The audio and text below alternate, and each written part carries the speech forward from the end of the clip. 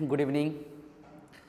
तो चलिए आज जो है 12th फिजिक्स का जो सबसे पहला टॉपिक है आपका इलेक्ट्रोस्टैटिक्स से related electric fields and charges, वैद्युत क्षेत्र और आवेश के बारे में आज हम लोग स्टडी करेंगे, है ना। जैसा कि हमने आपको बताया है कि आज का जो चैप्टर है उस चैप्टर का नाम, वो चैप्टर जो है पहले रिलेटेड है इलेक्ट्रोस्टैटिक्स से, इलेक्ट्रोस्टैटिक्स जिसको कहा जाता है हिंदी में अस्थिर वैद्युतिकी। अब सवाल ये है कि अस्थिर वैद्युतिकी यानी इलेक्ट्रोस्टैटिक्स होता क्या है या कहा किसे जाता है, ये सबसे बड़ा सवाल यहाँ पे आता है ना। तो इसके बारे में अभी हम लोग चर्चा करेंगे, इलेक्ट्रोस्टैटिक्स के बारे में भी हम लोग पढ़ेंगे या इसके बारे में भी हम लोग चर्चा करेंगे।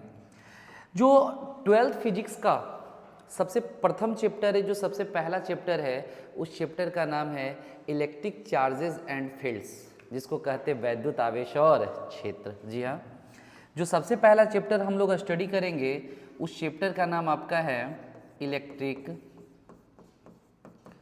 चार्जेस एंड फील्ड्स, जिसको हिंदी में कहा जाता है वैद्युत आवेश और क्षेत्र, वैद्युत आवेश और क्षेत्र। चूँकि ये हमारा चैप्टर का इंट्रोडक्शन क्लास है, हम आपको इस चैप्टर में इंट्रोड्यूस कराएंगे कि आखिर इस चैप्टर में हमको जानना क्या है या क्या चीज़ से ये चैप्टर आपका क्या है रिलेटेड है ना। तो इस चैप्टर को स्टार्ट करने से पहले इसके कुछ इतिहास के बारे में हमें जानना बेहद ज़रूरी है, क्योंकि जब तक इसके इतिहास के बारे में नहीं जानेंगे तब तक हम चैप्टर को सही तरीके से स्टडी नहीं कर पाएंगे। ओके, हम बात करते हैं 1820 से पहले की कि आखिर कौन सा ऐसा मसला था 1820 से पहले, 1820 में कौन सी घटना हुई थी और 1820 के बाद कौन सी घटनाएं हुई थी, इसके विषय में हम लोग जानेंगे। सबसे पहले यदि हम लोग बात करें 1820 की बात करें, 1820 से पहले कौन सी स्थिति थी, लोग क्या सोचते थे। हमने बात किया है कि 1820 से पूर्व कौन सी घटनाएं होती थी, इसके बारे में थोड़ा सा समझ लीजिएगा। 1820 से पहले क्या था ना कि लोग आवेश के बारे में और चुंबक के बारे में अलग अलग अध्ययन किया करते थे। यानी कहने का तात्पर्य ये था कि उन लोगों के लिए आवेश अलग चीज था और चुंबक जो था ये बिल्कुल अलग था। मतलब इनका फिजिक्स में जो है अलग अलग ब्रांच इन्होंने बना रखा था। आवेश के बारे में अलग ब्रांच फिजिक्स में और चुंबक के बारे में एक अलग से ब्रांच फिजिक्स में इन्होंने बना के रखा था। मैं बात कर रहा हूँ 1820 से पहले की, यानी आवेश के बारे में वो अलग पढ़ते थे और चुंबक के बारे में वो अलग स्टडी किया करते थे। ओके ना। तो अब सोचोगे कि सर 1820 में ऐसी कौन सी घटना हो गई जो लोगों की सोच को बदलने पे मजबूर कर दिया। हम अब चलते हैं सीधे 1820 में। 1820 में ऐसी कौन सी घटना हुई थी जिसके कारण लोगों ने अपना सोच बदलने पे क्या किया, मजबूर कर दिया। तो एक साइंटिस्ट थे और उस साइंटिस्ट का जो नाम था ऑस्टेट। उन्होंने कौन सा प्रयोग किया था इसके विषय में जान लेंगे। एक साइंटिस्ट थे और उस साइंटिस्ट का जो नाम था वो ऑस्टेट साहब ने 1820 में एक प्रयोग किया था। चूँकि ये संयोग था, बाद में इसे प्रयोग में परिवर्तित कर दिया गया, तो हम लोग यहाँ पर जानने का प्रयास करेंगे ना कि आखिर कौन सा प्रयोग किया था 1820 में ऑस्टेट साहब ने, जिसके कारण आवेश और चुंबक जो अलग अलग ब्रांच थे फिजिक्स में, उनका बाद में एकीकरण किया गया। बोला गया नहीं भैया दोनों एक दूसरे के ऊपर इंटरडिपेंडेंसी पाई जाती है। तो क्या हुआ था 1820 में, समझ लीजिएगा थोड़ा। सबसे पहले हम लोग आते हैं ऑस्टेट के प्रयोग के बारे में जानते हैं। ऑस्टेट साहब ने क्या किया था, एक धारावाही चालक तार लिया। ध्यान से इसको आप देखेंगे, ऑस्टेट साहब ने क्या किया, एक पहले चालक तार उन्होंने लिया। ये देखेंगे एक चालक पदार्थ है, ये चालक पदार्थ। 1820 में ये संयोग कहिए या प्रयोग कहिए, ये घटना हुई थी। 1820 में क्या था, ऑस्टेट साहब कोई प्रयोग कर रहे थे। उसके बाद उन्होंने ये पाया कि ये चालक तार में जब हम विद्युत धारा प्रवाहित करते हैं, ये कोई चालक पदार्थ है जब उसमें विद्युत धारा क्या करते हैं, ये आपका पॉजिटिव टर्मिनल है और ये आपका क्या है, नेगेटिव टर्मिनल है। तार को प्लस और माइनस से जोड़ के जब इस तार में विद्युत धारा क्या किया गया, प्रवाहित किया गया, तो यह पाया गया कि इसके नीचे एक चुंबकीय सुई रखी हुई थी, चुंबक रखा हुआ था। चुंबकीय सुई जो ऐसे थी, इस प्रकार से रखी हुई थी, वो विक्षेपित होकर ऐसे हो गई। देखेंगे इसको, चुंबकीय सुई जो ऐसे रखी हुई थी, ऐसे, वह विक्षेपित होकर ऐसे हो गई। कहने का तात्पर्य, जब धारा की दिशा इधर से इधर गई, विद्युत धारा इधर से इधर प्रवाहित किया गया, तो चुंबकीय सुई विक्षेपित हो गई, जो उत्तर और दक्षिण की ओर दिक निर्देशित थी, अब वह थोड़ा सा पूरब और पश्चिम की हो गई। अब उन्होंने सोचा कि ऐसा हो सकता है कि हमने इधर से इधर विद्युत धारा क्या किया, प्रवाहित किया, तो चुंबकीय सुई का विक्षेपण इस प्रकार से हुआ। उन्होंने ऐसा सोचा। अब उन्होंने क्या किया, धारा की दिशा को बदल दिया। ऑस्टेड महोदय ने धारा की दिशा को बदला।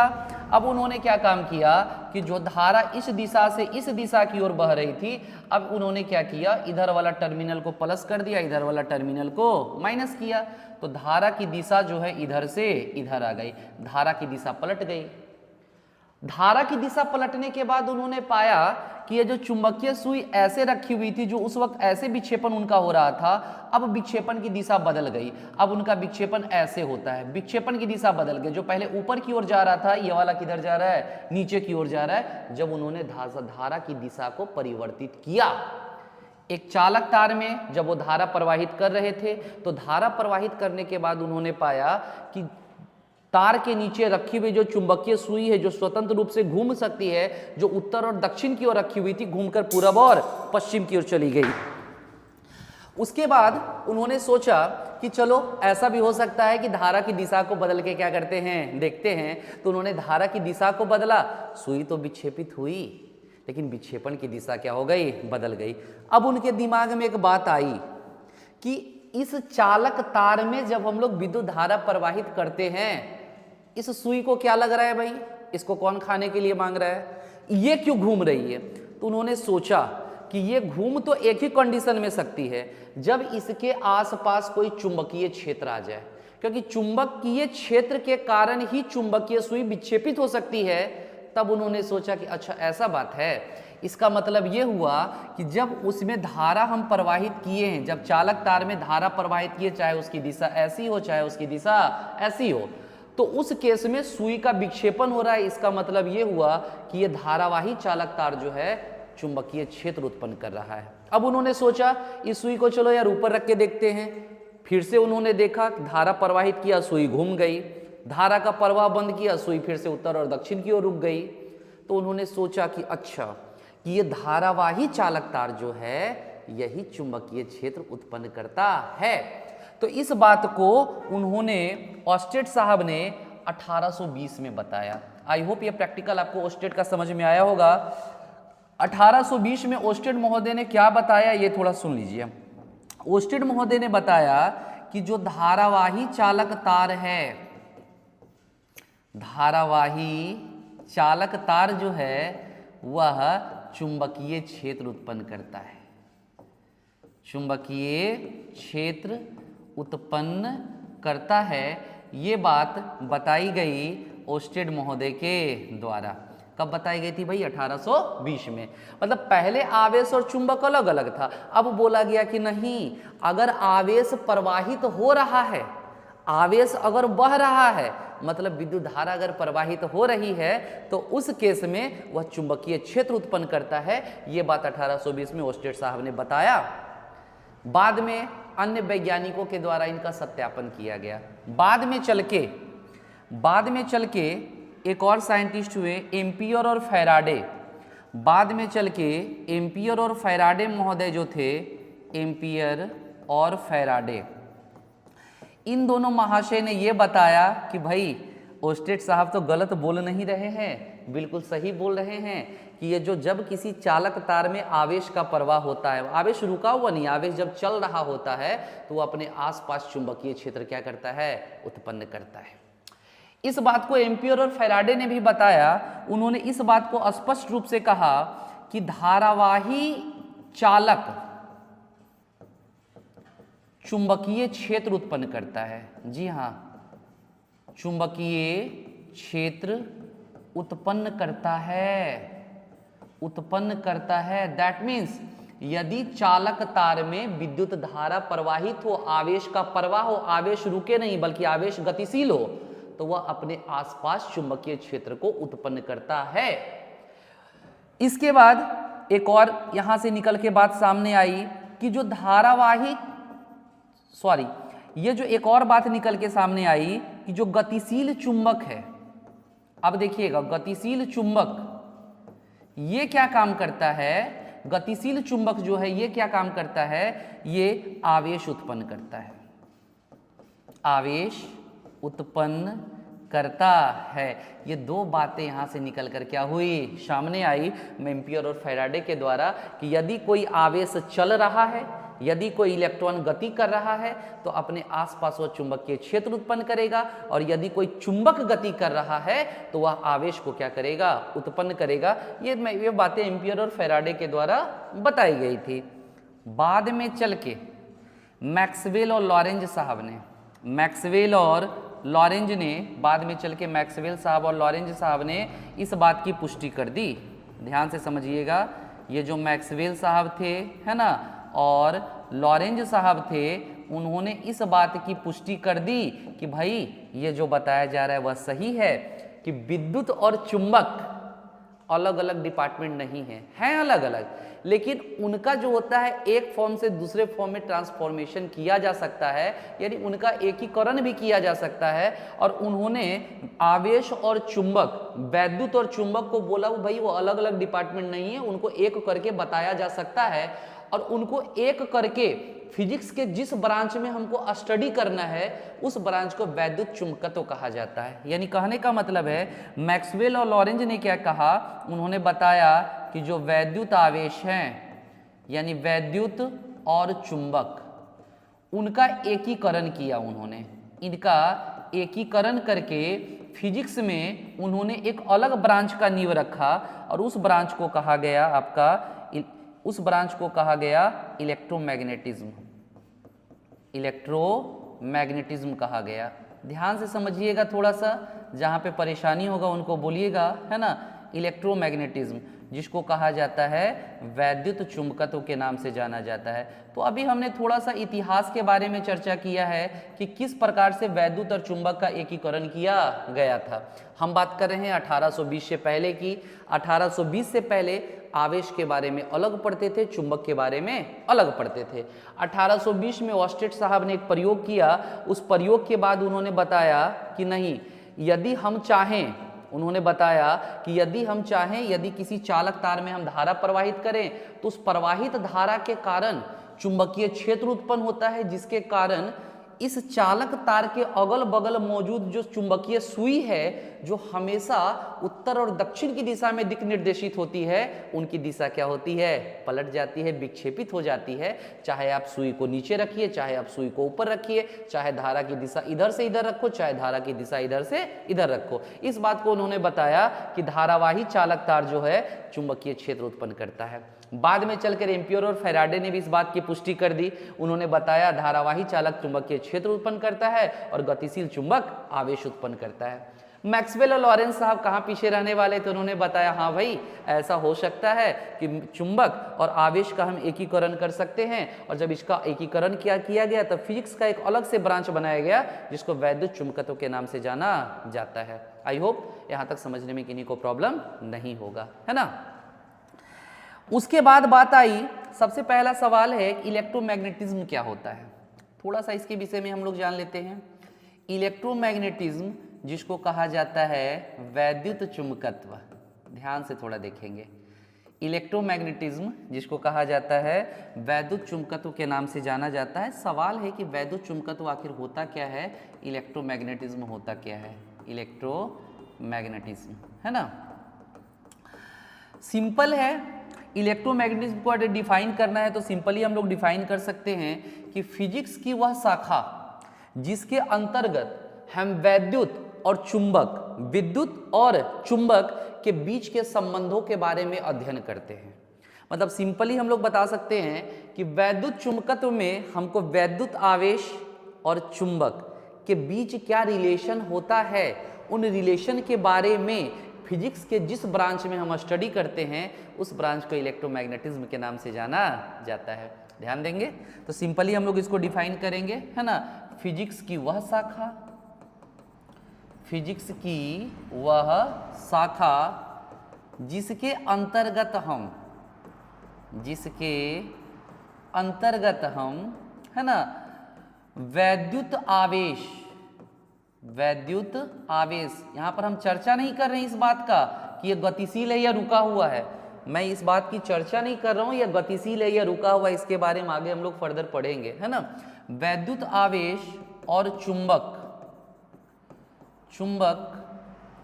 चुंबकत्व कह सकते हो के बीच के संबंधों का अध्ययन करते हैं, सिंपल है, वो जो होता है इलेक्ट्रोमैग्नेटिज्म कहलाता है, मैग्नेटिज्म, है ना, कहलाता है। तो सिंपली हमने आपको बताया है कि इलेक्ट्रोमैग्नेटिज्म फिजिक्स का वह ब्रांच है जिसमें यह देखा जाता है कि आवेश और चुंबक दोनों के बीच में क्या रिलेशन है। आप चाहोगे तो इलेक्ट्रोमैग्नेटिज्म को आप क्लासिफाइड कर सकते हो, ध्यान से समझेंगे। जो इलेक्ट्रोमैग्नेटिज्म है, जिसको कहा जाता है वैद्युत चुंबकत्व, आप चाहोगे तो इसको क्लासिफाइड कर सकते हो, वर्गीकृत कर सकते हो। कितने भाग में इसका वर्गीकरण किया जा सकता है, थोड़ा सा इसके विषय में जान लेते हैं। हम यहाँ पर वैद्युत चुंबकत्व को जो है 3 भागों में क्लासिफाइड कर सकते हैं, तीनों के बारे में थोड़ा सा जान लेते हैं। यहाँ पे वैद्युत चुंबकत्व को जो है टोटली हम लोग 3 भाग में क्लासिफाइड कर सकते हैं, 1, 2 एंड 3 देखेंगे हम लोग। सबसे पहले तो ये जान लो कि सपोज कीजिए कोई आवेश है, मान लिया जाए कोई इलेक्ट्रॉन है, ठीक है ना, और ये इलेक्ट्रॉन अभी रुका हुआ है। मान लिया जाए मेरे पास इलेक्ट्रॉन है मेरे हाथ में और ये भाई साहब इलेक्ट्रॉन चुपचाप रुका हुआ, अस्थिर आवेश चल नहीं रहा है, आवेश रुका हुआ है, स्टैटिक है ना। तो यदि हम अस्थिर आवेश का अध्ययन करते हैं, इस चीज को समझिएगा, अस्थिर आवेश का अध्ययन करते हैं यदि हम, वैसे आवेश के बारे में अध्ययन करते हैं जो रुका हुआ है, तो फिजिक्स के जिस ब्रांच में वहां स्टडी किया जाता है उस ब्रांच का नाम है इलेक्ट्रोस्टैटिक्स। ध्यान दीजिएगा, इसको हिंदी में कहा जाता है अस्थिर वैद्युतिकी, हिंदी में इसको कहते हैं अस्थिर वैद्युतिकी। तो सिंपली हम डिफाइन कर सकते हैं, अस्थिर वैद्युतिकी का मतलब होता है कि फिजिक्स की वह शाखा जिसके अंतर्गत हम एक अस्थिर आवेश के बारे में अध्ययन करते, मतलब एक ऐसे आवेश के बारे में अध्ययन करते जो बिल्कुल रुका हुआ है, चल नहीं रहा है। और अस्थिर आवेश के बारे में फिजिक्स के जिस ब्रांच में हम स्टडी करते हैं, फिजिक्स के उस ब्रांच को इलेक्ट्रोस्टैटिक्स यानी अस्थिर वैद्युतिकी के नाम से जाना जाता है। आगे बढ़ते हैं। अब मान लीजिए ये तो केस फर्स्ट हमने लिया, सपोज कीजिए हमने एक केस फर्स्ट लिया। सेकेंड केस में ऐसा मान लीजिए ना कि ये जो इलेक्ट्रॉन है ये रुका हुआ नहीं है, ये इलेक्ट्रॉन चल रहा है, गतिशील है, आवेश रुका हुआ नहीं, आवेश गति कर रहा है। और फिजिक्स के जिस ब्रांच में हम गतिशील आवेश के बारे में, अब गतिशीलता भी 2 प्रकार की हो सकती है। एक ऐसा हो सकता है कि वह एक समान वेग से गति करे, जैसे मान लो जो वेग अभी है 2 सेकेंड के बाद वेग वही रहेगा, फिर 2 सेकेंड के बाद वेग वही रहेगा, फिर 2 सेकेंड के बाद वेग वही रहेगा, यानी उनके वेग समय के सापेक्ष बराबर है, वेग में परिवर्तन नहीं हो रहा है। कहने का मतलब है कि यहाँ पर जो है ये जो आवेश गति कर रहा है वह एक समान वेग से गति कर रहा है। ध्यान से सुनिएगा, एक समान वेग से गतिशील आवेश है। गतिशील आवेश कहने का मतलब है कि आवेश गति कर रहा है लेकिन उसके वेग में परिवर्तन नहीं हो रहा है। और जब एक समान वेग से गतिशील आवेश के बारे में फिजिक्स के जिस ब्रांच में हम स्टडी करते हैं उस ब्रांच को कहा जाता है मैग्नेटिज्म, जिसको कहा जाता है आपका चुंबकत्व। ध्यान से समझिएगा। तो मैग्नेटिज्म में क्या पढ़ना है ना, एक समान वेग से गतिशील आवेश के बारे में अध्ययन करना है, मतलब आवेश गति कर रहा है लेकिन उसके वेग में परिवर्तन नहीं हो रहा है। देन आगे हम लोग आते हैं, जो तीसरा है वैद्युत चुंबकत्व का जो तीसरा पार्ट है ना, उसमें हम ऐसा मान सकते हैं कि आवेश गति कर रहा है, आवेश चल रहा है, आवेश चल रहा है लेकिन वह एक समान वेग से नहीं चल रहा है। जैसे मान लिया जाए अभी उस आवेश का वेग देखिए कुछ है, 2 सेकेंड के बाद देखिए वेग में परिवर्तन हो गया, मतलब वेग कुछ और हो गया। 2 सेकेंड के बाद देखिए वेग कुछ और हो गया, 2 सेकेंड के बाद देखिए कुछ वेग और हो गया, यानी इसके वेग में परिवर्तन देखने को मिलता है। दैट मीन्स ये एक समान वेग से गति नहीं कर रहा है, ये असमान वेग से गति कर रहा है। तो इसमें जो है हम लोग असमान वेग से गतिशील आवेश के बारे में अध्ययन करते हैं। इस चीज को समझिएगा, असमान वेग से गतिशील आवेश के बारे में यहाँ पर हम लोग क्या करते हैं, अध्ययन करते हैं। आई होप यहाँ तक समझने में प्रॉब्लम नहीं होगा। और असमान वेग से गतिशील आवेश के बारे में फिजिक्स के जिस ब्रांच में स्टडी किया जाता है उस ब्रांच को कहा जाता है इलेक्ट्रोमैग्नेटिक रेडिएशन। इलेक्ट्रोमैग्नेटिक है ना रेडिएशन, इलेक्ट्रोमैग्नेटिक रेडिएशन के नाम से जाना जाता है। इसको कहते हैं वैद्युत चुंबकीय विकिरण, वैद्युत चुंबकीय है ना विकिरण के नाम से इसे क्या किया जाता है, जाना जाता है। और आई होप यहाँ तक समझने में किन्हीं को परेशानी नहीं होगी। अब तीनों को बारी बारी से समझाते हैं, ध्यान से सुनिएगा। अगर कोई आवेश अस्थिर है, अगर कोई आवेश अस्थिर है तो उसमें केवल और केवल रहता है वैद्युत बल। इस चीज को ध्यान में रखिएगा। आवेश अगर स्थिर है, आवेश रुका हुआ है तो उसमें केवल और केवल कौन सा बल पाया जाता है, वैद्युत बल पाया जाता है। अगर मान लिया जाए कोई आवेश जो है एक समान वेग से चल रहा है तो उसमें वैद्युत बल भी होते हैं और वैद्युत बल के साथ साथ चुंबकीय बल भी होते हैं, चुंबकीय बल भी होते हैं, है ना।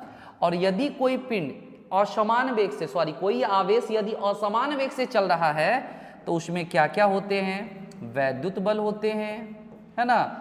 वैद्युत बल के अलावे आपके कौन से बल होंगे, चुंबकीय बल भी होंगे, ठीक है ना, चुंबकीय बल भी होंगे। और चुंबकीय बल के साथ साथ इसमें विकिरण भी पाया जाता है। इस चीज को ध्यान रखिएगा। तो अस्थिर आवेश में केवल वैद्युत बल होता है, एक समान वेग से जो आवेश गति करता है उसमें वैद्युत बल के साथ साथ चुंबकीय बल भी पाया जाता है। और यदि असमान वेग से कोई आवेश गति करता है तो वैद्युत बल चुंबकीय बल के साथ उसमें विकिरण भी पाया जाता है। जो मॉडर्न फिजिक्स का पार्ट है आपका यही है, ये वाला पार्ट मॉडर्न फिजिक्स के नाम से भी जाना जाता है। आई होप यहाँ तक क्लियर होगा, है ना। इस पेज को मैं फिर से रिपीट कर देता हूँ।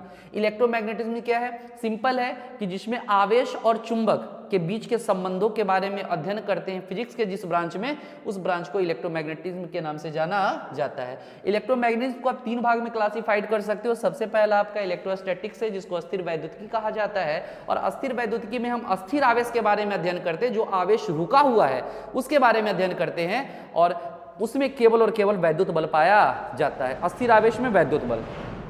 मैग्नेटिज्म सेकेंड, अगर कोई आवेश गति कर रहा है और वो भी एक समान वेग से चल रहा है तो उस एक समान वेग से गतिशील आवेश के बारे में फिजिक्स के जिस ब्रांच में स्टडी करते हैं उस ब्रांच को मैग्नेटिज्म के नाम से जाना जाता है। इसमें वैद्युत बल के अलावा चुंबकीय बल भी होता है। और तीसरा इलेक्ट्रोमैग्नेटिक रेडिएशन है। इलेक्ट्रोमैग्नेटिक रेडिएशन यानी विद्युत चुंबकीय विकिरण कहा जाता है। ये कब होता है, जब कोई आवेश गति कर रहा है लेकिन उसका वेग बराबर नहीं, उसके वेग में लगातार परिवर्तन हो रहा है, तब जाके फिजिक्स के उस ब्रांच को इलेक्ट्रोमैग्नेटिक रेडिएशन के नाम से जाना जाता है। मॉडर्न फिजिक्स इसी के अंतर्गत आता है। इसमें वैद्युत बल, चुंबकीय बल और विकिरण ये तीनों इसके अंतर्गत आता है। आई होप ये पृष्ठ आपका क्लियर होगा। बढ़ते हैं हम लोग आगे। सबसे पहले हम जो स्टडी करने वाले हैं क्लास 12th का जो सबसे पहला चैप्टर है वो जो रिलेटेड है इलेक्ट्रोस्टैटिक्स से रिलेटेड है। स्टैटिक्स जिसको कहा जाता है अस्थिर वैद्युतिकी। ये चैप्टर जो है आपका अस्थिर वैद्युतिकी से संबंध रखता है ना, यानी इलेक्ट्रोस्टैटिक्स से रिलेटेड आपका चैप्टर है। सवाल ये है कि इलेक्ट्रोस्टैटिक्स क्या है। अभी जस्ट हमने बताया है ना कि फिजिक्स के जिस ब्रांच में हम अस्थिर आवेश के बारे में, स्टैटिक चार्ज के बारे में स्टडी करते हैं, उस ब्रांच को ही इलेक्ट्रोस्टैटिक्स कहा जाता है। सिंपली हम डिफाइन करेंगे, है ना, फिजिक्स की वह शाखा, फिजिक्स की वह शाखा जिसके अंतर्गत हम अस्थिर आवेश का अध्ययन करते हैं। अस्थिर आवेश का, है ना, अध्ययन करते हैं। ध्यान से सुनिएगा, अध्ययन करते हैं, उस ब्रांच को कहा जाता है इलेक्ट्रोस्टैटिक्स। इलेक्ट्रोस्टैटिक्स कहा जाता है। तो यहां पर समझने वाली बात यह है कि इलेक्ट्रोस्टैटिक्स फिजिक्स का वह ब्रांच है, those branch of physics in which we study about static charge, that's called electrostatics. Okay ना, फिजिक्स की वह शाखा जिसके अंतर्गत हम अस्थिर आवेश के बारे में अध्ययन करते हैं, फिजिक्स के उस ब्रांच को इलेक्ट्रोस्टैटिक्स के नाम से जाना जाता है। ऐसे में बता देना चाहता हूं, इसमें अस्थिर आवेश के बारे में अध्ययन करना है, जो आवेश रुका हुआ है। इलेक्ट्रोस्टैटिक्स में जो है ना, एक बहुत ही सुंदर दुनिया है। इलेक्ट्रोस्टैटिक्स को जब आप स्टडी करोगे तो आपको लगेगा उफ, इन सब चीज़ों से हम अपने दैनिक जीवन में तो गुजर रहे थे, लेकिन कभी गौर नहीं फरमाया है कि ऐसा होता क्यों। मैं एक एग्जाम्पल आपको मैं समझाता हूँ। जैसे मान लिया जाए, मैंने कुछ यहाँ पे कुछ कागज़ के टुकड़े लिए हैं, एक कागज़ मैंने लिया यहाँ से, ठीक है ना। अब मान लिया जाए इसके कुछ टुकड़े कर लिए हमने, ये छोटे छोटे टुकड़े कर लिए हैं, ठीक है। ये छोटे छोटे टुकड़े हमने कागज़ के कर लिए, ज़्यादा करने से फ़ायदा है नहीं, है ना। चलो ठीक है, रहने देता हूँ। ये कागज़ के हमने छोटे छोटे टुकड़े यहाँ पे रख लिए। अब ये मेरे पास एबोनाइट है, इसको मैंने चिपकाया। आप देख पा रहे हो क्या ये चिपक रहा है? आपका जवाब होगा सर नहीं चिपक रहा है। अब क्या करेंगे ना, इसको रब करेंगे हम बालों पे, इस प्रकार से कंटिन्यू कंटिन्यू कंटिन्यू कंटिन्यू रब करेंगे। ऐसा वाला प्रैक्टिकल आप लोग किए होंगे बचपन में, लेकिन कभी सोचा होगा इलेक्ट्रोस्टैटिक्स की देन है? नहीं सोचा। चलिए देखते हैं। इसको हमने बालों से रब किया रब किया रब किया, ठीक है ना। रब करने के बाद इसको हमने इस प्रकार से चिपका लिया। देखोगे इस प्रकार से दूर से ही खींच लेता है। एक बार और करते हैं, थोड़ा कम किए, है ना। आप देखोगे यहाँ पे इसको दूर से ही क्या करता है, ये कागज़ के छोटे छोटे टुकड़े को खींच लेता है। ये देखेंगे, ये चिपक गया, ये आपको चिपका हुआ दिख रहा होगा, ठीक है ना। सवाल है कि पहले ये चिपक नहीं रहा था, लेकिन जैसे हमने बालों से रब किया इसको, है ना, ये कागज के छोटे छोटे टुकड़ों को क्या किया, चिपका लिया। It is an example of electrostatics. यही इलेक्ट्रोस्टैटिक्स है। बहुत ही सुंदर दुनिया इलेक्ट्रोस्टैटिक्स की। जब आप गौर करोगे तो कुछ एग्जाम्पल्स यदि हम देखेंगे, जैसे ये देखेंगे नट बोल्ट का जुड़ना। आप क्या करते हो ना, नट बोल्ट जब लगाते हो तो इस प्रकार से उसको ऊपर करके छोड़ देते हो, ये ऊपर करके छोड़ देते हो, है ना। तो ऊपर करके छोड़ दियो भाई, यहाँ पे आके फंस गया।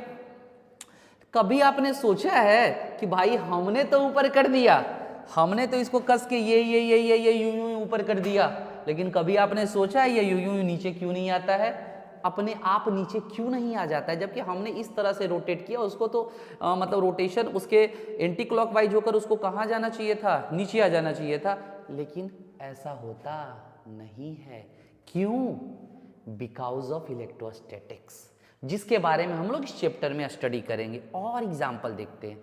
आप इसको देखोगे, बरसात के दिनों में सामान्यतः दिख जाता है, इसको त्वरित कहते हैं, और इस प्रक्रिया को विद्युत विसर्जन कहा जाता है, डिस्चार्जिंग, है ना। तो ये प्रक्रिया जो होती है ना, ये त्वरित की जो उत्पत्ति होती है, त्वरित का जो निर्माण होता है, लाइटनिंग जो बनता है, जो विद्युत विसर्जन की प्रक्रिया होती है, जो डिस्चार्जिंग की क्रिया होती है, इस क्रिया के बारे में भी आप नहीं जानते हो। It is an example of electrostatics. ये भी तो भैया अस्थिर वैद्युतिकी का ही एग्जाम्पल है, जो कि इस चैप्टर में हम लोग पढ़ेंगे। और एग्जाम्पल्स देख लेते हैं। जैसे ये देखो, बंदा है, बंदी है, आई डोंट नो, है ना। चलो देखो, ये एक प्लास्टिक का स्लाइडर है और ये बच्ची उस पर स्लाइड कर रही है, और स्लाइड करते करते ये देखो इसके बाल खड़े हो चुके हैं। ये बाल ऐसे ऐसे ऐसे विदाउट जेल, बिना जेल का यूज़ किए हुए इनके बाल क्या हो चुके हैं, खड़े हो चुके हैं। आपके साथ भी ऐसा हो सकता है, अगर ये प्लास्टिक का स्लाइडर हो, आप स्लाइड करो ना, आपके बाल भी खड़े हो सकते हैं। क्यों? बिकॉज ऑफ इलेक्ट्रोस्टैटिक्स, है ना। इलेक्ट्रोस्टैटिक्स यहाँ भी काम करता है। आप कभी कभी बस पे बैठे होंगे, बहुत अच्छे, मैं भी बैठा हूँ, आप भी बैठे हो। बस पे जब बैठे होंगे तो बस पर बैठने के बाद जब आप सीट पर बैठते हो, मैं आपको बना देता हूँ यहाँ पे एक अच्छा सा चित्र, मैं आपको बनाता हूँ। बाय द वे मैं बहुत अच्छा चित्रकार हूँ, ठीक है ना। ये मैंने आपके बाल बना दिए, ये मैंने कान बना दिए, बटन लगा दिए, शर्ट पहना दिया, पैंट पहना दिया, ठीक है ना। बहुत अच्छा मैं चित्रकार हूँ, ठीक है। आपको मैंने यहाँ पे बैठा दिया, ओके, अच्छी बात है। उसके बाद आप क्या करोगे ना, ये सीट पे रब करोगे, मतलब सीट को रब करोगे, रगड़ोगे। तो जब आप सीट पे रब करते हो, सीट पे कंटिन्यू आप रगड़ते हो, तो रगड़ने के बाद ये मतलब सीट के ऊपर इधर उधर कंटिन्यू करो 15-20 बार। और इसके बाद अगर यहाँ पर लोहे का रॉड है, इस रॉड को थोड़ा छू के देखना, मजा आएगा। अरे मजा नहीं आएगा, झटका लगेगा, आपको ऐसा लगेगा जैसे कोई करंट लगा दिया हो। करना क्या है, सीट पे कंटिन्यू रब करना है, और रब करने के बाद उसके बाद एकाएक आपको लोहे के रॉड को जब छुओगे ना, आपको एक झटके की अनुभूति होगी। It's an example of discharging, it's also example of electrostatics. ये भी तो अस्थिर वैद्युतिकी का ही उदाहरण है। तो इस तरह की घटनाएं जो है हम लोग आए दिन हमारे साथ होती है, लेकिन कभी हम सोचते नहीं हैं कि भैया ये भी इलेक्ट्रोस्टैटिक्स हो सकता है। और एग्जाम्पल्स हैं, जैसे आप पढ़ते होंगे स्कूल में, तो आपके जो शिक्षक गण हैं वो वाइट चौक का इस्तेमाल करते हैं ब्लैक बोर्ड के ऊपर। तो आप देखे होंगे ना, वो जो चौक होता है बोर्ड के ऊपर स्टिक कर जाता है, चिपक जाता है। कभी आपने सोचा है कि ये चिपकता क्यों है? ये चौक जाता है, चिपक क्यों जाता है, वो नीचे क्यों नहीं गिर जाता है? Because of electrostatics. तो इस तरह से हमने देखा इलेक्ट्रोस्टैटिक्स की एक बहुत ही अलग दुनिया है। इलेक्ट्रोस्टैटिक्स की एक बहुत ही अलग दुनिया है, एक नई दुनिया से हम लोग परिचित होंगे। और हालांकि इन चीज़ों के बारे में आपने पढ़ा है, जाना है, सीखा है, लेकिन अभी तक आपको ये समझ में नहीं आया कि ये जो क्रियाएं हो रही है, ये रगड़ के बाद ये कागज के छोटे टुकड़ों का चिपकना, स्लाइडर में स्लाइड करते वक्त बाल का खड़े होना, बस के सीट पर रब करने के बाद रॉड पकड़ने पर झटका लगना, लाइटनिंग, है ना, चौक पर श्यामपट्ट पर चौक से लिखना, ये सब ऐसे एग्जाम्पल हैं जो सारे के सारे फिजिक्स से संबंधित हैं, फिजिक्स से रिलेटेड हैं। लेकिन इस एग्जाम्पल्स को हम समझ नहीं पाते हैं बिकॉज हमको इलेक्ट्रोस्टैटिक्स के बारे में पता है नहीं। तो हम जो है इस वीडियो में आपको इलेक्ट्रोस्टैटिक्स के बारे में इंट्रोडक्शन दिया है, इंट्रोडक्शन क्लास हमारा है जिसमें हमने आपको इलेक्ट्रोस्टैटिक्स के बारे में बताया। आई होप ये वीडियो आपको पसंद आएगा। पसंद आए लाइक, सब्सक्राइब और शेयर जरूर करें। बहुत बहुत धन्यवाद। और इस वीडियो का अगला पार्ट 1-2 दिन में आपके समक्ष उपलब्ध होगा। हम चैप्टर को नए सिरे से 12th के फिजिक्स चैप्टर को बिल्कुल नए सिरे से विद प्रैक्टिकल मैं ऑनलाइन कराने का प्रयास करूंगा। बस आप लोग का सहयोग बना रहे। बहुत बहुत धन्यवाद।